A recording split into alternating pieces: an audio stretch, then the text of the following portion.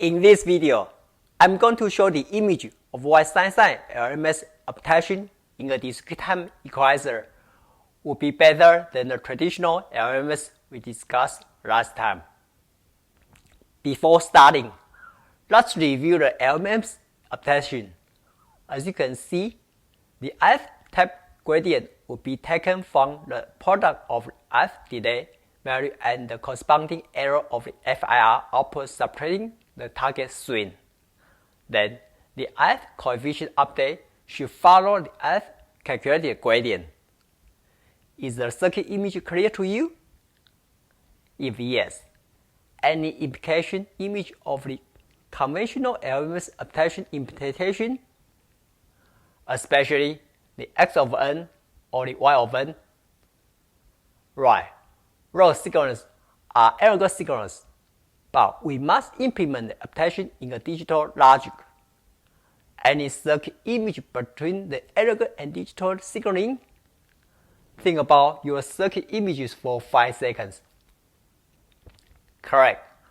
We may need analog to digital converter ADC to translate all the analog information to the digital domain.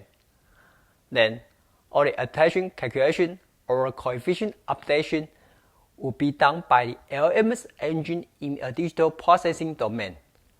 But how much precision do we need for the X of n or the Y of n to get the swing very close to the DF here? In other words, how many bits of the ADC do we need? Before thinking about what the number of the n should be, do you think we should spend lots of power by adding the circuit complexity here?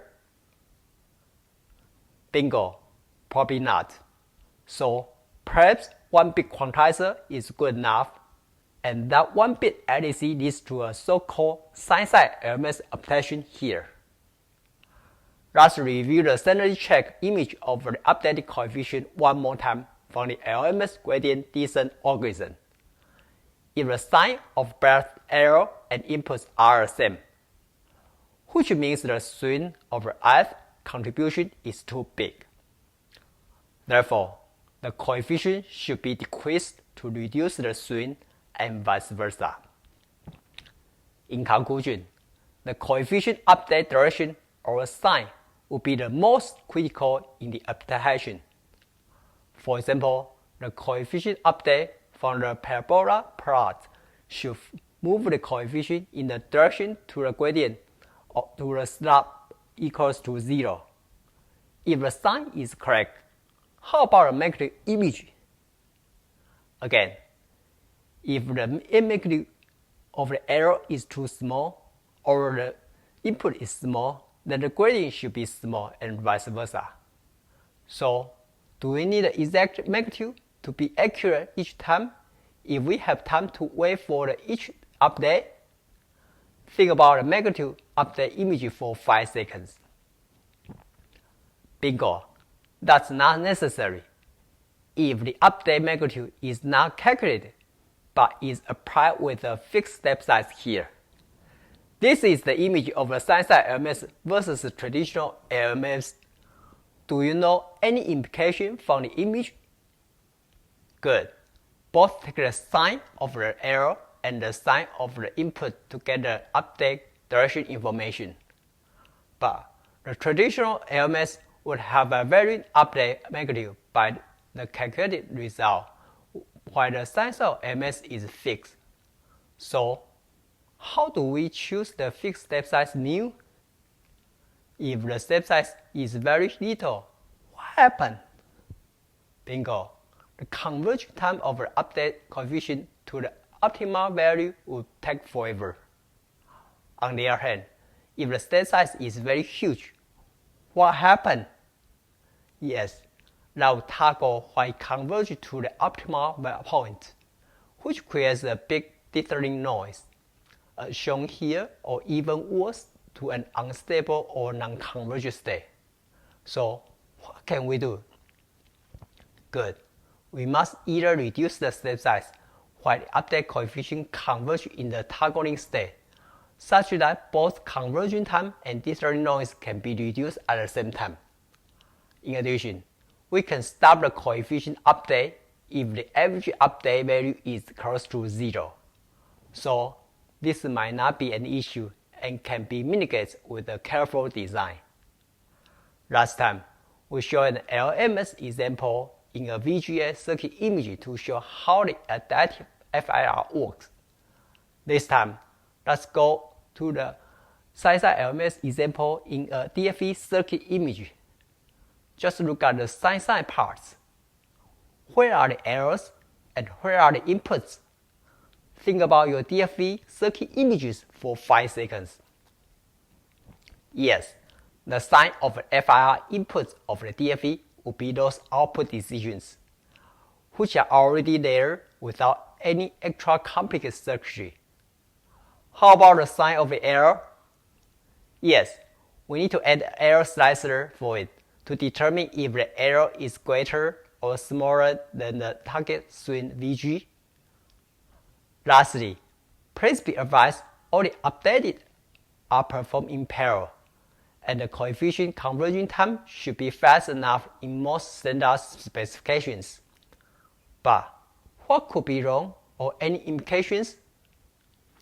First, what's the input type of the data? Correct, it must be non-periodic. If the bit stream is periodic, that does not work, since the channel's information was lost with periodic input. The converge coefficient might not be what you want. Next, how is the correlation of the data stream? The data stream must be uncorrelated in each data sample, such that the co-adaptation is fine without the interaction between each type coefficients. Again, in Ethernet, the data stream is scrambled, therefore, it's uncorrelated between data.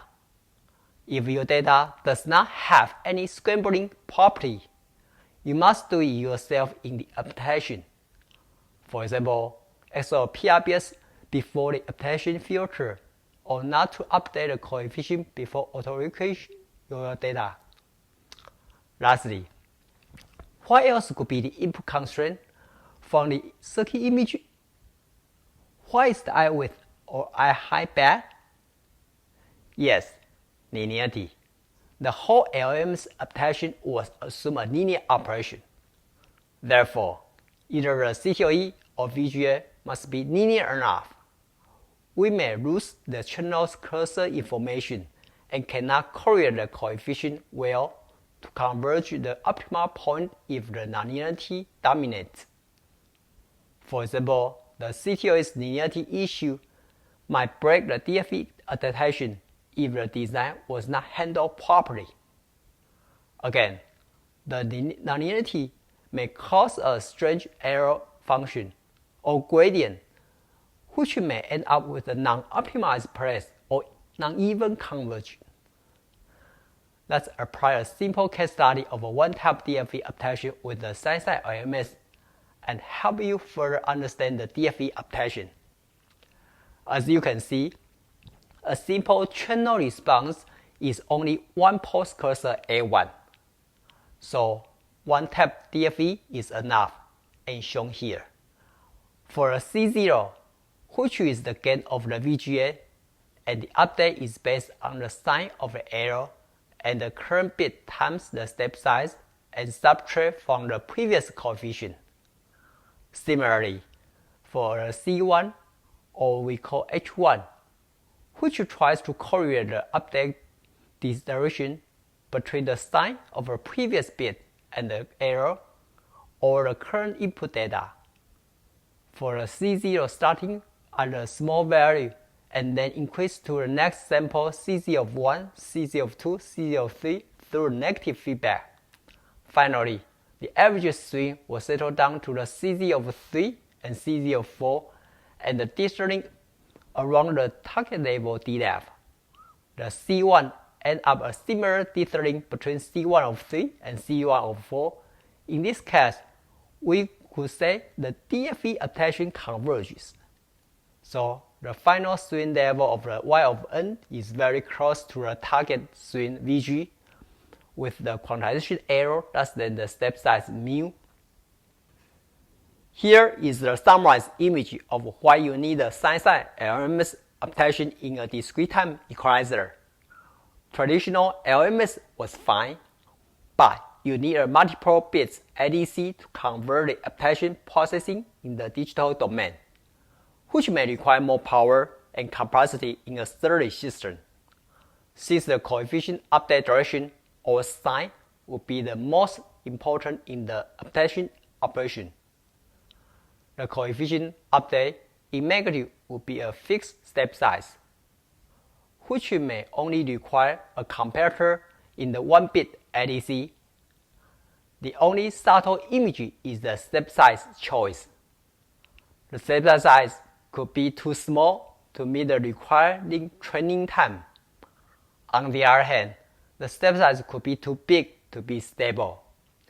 So, the step size must be designed well to mitigate the trade-off issue. Lastly, as long as we can manage the service design in detail, the Sign-sign LMS adaptation would be the simplest topology of achieving a low power and a short conversion time at the same time. Thanks for watching. Before you go, if you are benefiting from those circuit images, I would love to hear your feedback and please share your comments down below. Lastly, please share the video link with people who may benefit from it.